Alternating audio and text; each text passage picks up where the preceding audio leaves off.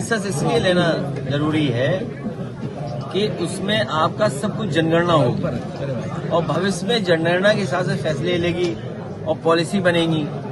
तो अगर हम जनगणना में और चीजें शामिल करा दें, उदाहरण के लिए जाति शामिल हो जाए या जाति जनगणना हो, तो उससे हमें हर जाति का हक सम्मान दिलाने में आसानी होगी, तो झगड़ा नहीं होगा कभी। नमस्कार, मैं हूं शिव पांडे और आप देख रहे हैं अखंड भारत बुलेटिन। पिछले कुछ समय से लगातार संख्याओं की बात हो रही है, वोट बैंक की बात हो रही है और कहा यह जा रहा है कि जिसकी जितनी संख्या भारी उसकी उतनी हिस्सेदारी।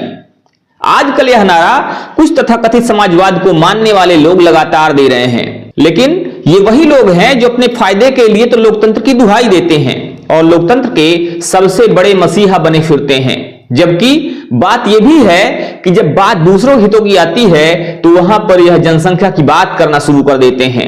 कहीं ना कहीं देखा यह जा रहा है कि अब लोकतंत्र और संविधान की बात नहीं हो रही है, बल्कि अब भीड़ का नशा लोगों के सर चढ़ के बोल रहा है, या यह कहा जाए कि कुछ नेता अब भीड़ के नशे में जी रहे हैं। जिस देश को 1.5 लाख अंग्रेज 200 साल तक जंजीरों में जकड़े रहे, जहां मुट्ठी भर तुर्क और मुगल आए और सत्ता के दम पर पूरे समाज को रौंद गए, उस देश में आज संख्या को शक्ति का पर्याय बताया जा रहा है। क्या यह इतिहास से की गई सबसे मूर्खतापूर्ण बेईमानी नहीं होगी? क्योंकि संख्या ने कभी भी सत्ता नहीं चलाई, सत्ता ने हमेशा संख्या को कुचला है।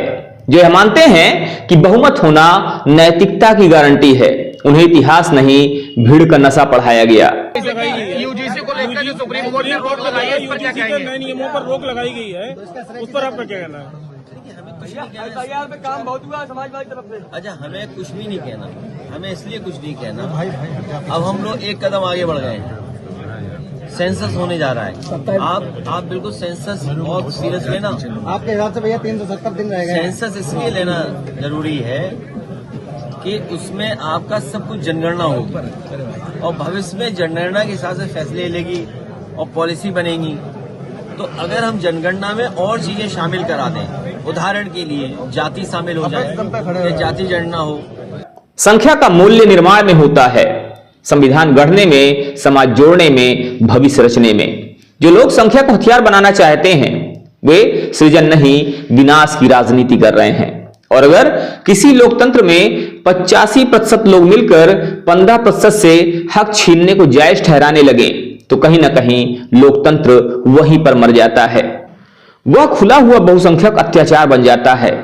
अब देखने वाली बात यह होगी कि सामान्य वर्ग की इस पर क्या प्रतिक्रिया होती है। क्या आने वाले समय में सामान्य वर्ग भी अपने प्रति हो रहे इन अनावश्यक टीका टिप्पणियों को और अत्याचारों के खिलाफ उठकर खड़ा होता है, या असमानता की व्यवस्थाएं आगे यूं ही जारी रहती हैं और ये सारी व्यवस्थाएं, ये सारे आरोप सामान्य लोगों पर ही थोपे जाते रहेंगे? इस पर आपका क्या मानना है? आप भी हमें जरूर बताइएगा। बने रहिए हमारे साथ खबरों का अपडेट के लिए और देखते रहिए आपका अपना चैनल अखंड भारत बुलेटिन। जय हिंद, जय भारत।